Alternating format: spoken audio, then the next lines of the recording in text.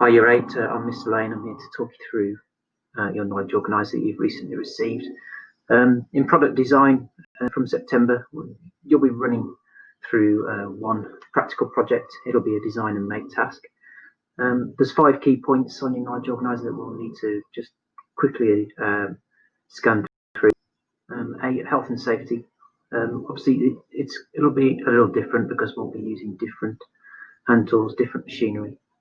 And we need to make sure we're using that safely. There's some examples of those listed on here under your equipment tasks, and we'll be learning to use those both accurately and safely, making sure you're using the correct PPE equipment, which you can see selected here in section C. The main PPE equipment that you'll use will be safety goggles, apron, and just making sure that we're moving around the workshop safely. There's some keywords there. We'll follow the design process. A lot of the keywords are coming up in there, following a design brief, and I'll talk you through a little bit about the project that we're going to be working on. But you can see some keywords that we'll be using there. Both the modelling and analysis, the annotation, all coming where we'll be working on the design of your product. The materials we're using mainly be woods, but we are using others, and we'll go over that again shortly. We'll need to look at the classifications of woods, how woods are classified into natural and man-made woods. We'll be using both natural and man-made. There'll be soft woods, but we'll talk a little about that shortly. Okay, so here's some examples of the project that you'll be working on. It'll look slightly different to this, but this gives a fair idea of what we're doing. So we'll be working on a wooden jewellery stroke storage box.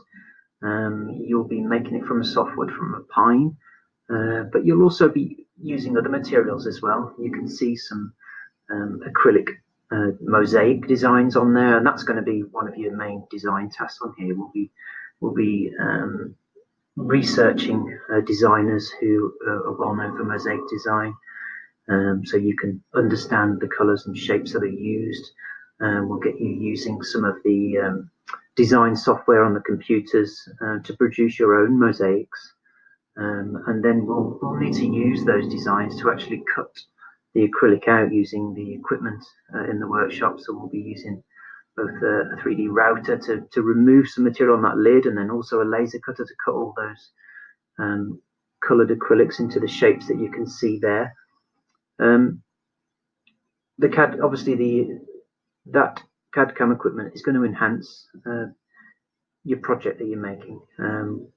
Part of the task as well, and the research, will also be looking at how you can put your own stamp, put your own design onto the storage box. So we'll utilise that CAD/CAM equipment again, whether you are etching an image onto the side of the box, whether you're producing your own design, your own logo to put on the side as well. You'll also use other materials such as fabrics as well, and we'll line the inside of the jewelry box with some coloured felts. You'll learn how to shape plastics. We'll look at vacuum forming polystyrene plastics and how you'll shape that to make a tray which will be inserted inside the jewelry box as well. So a variety of skills. It combines some traditional skills also, so you'll be looking at how you can use some traditional skills in the workshop using some hand tools such as wood chisels, and you'll be creating certain wood joints using those tools.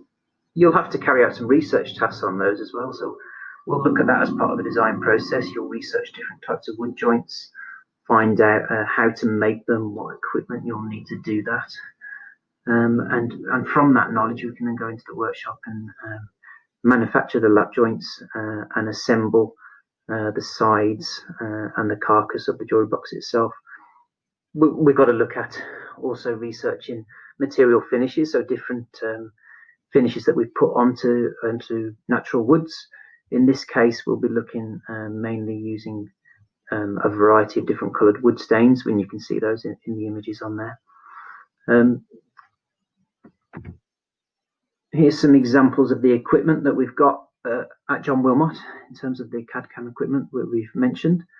Okay, so you can see the Boxford router on there. We've got a couple of those machines in the workshops. We'll use that to remove some of the material to enable us to put the mosaic and layer it into the lid. The laser cutter there we've mentioned, we'll need to use we'll use that to etch images onto the material, and we'll also use it to cut material as well. So quite a lot of work to undergo. So if we're just going back to your knowledge organizer there, if you can use that and have a read through, it would be beneficial if you could look at some research on the different types of materials we're using there, so how the woods are classified, hardwoods and softwoods, and also manufactured boards. Okay, thank you. We'll see you soon.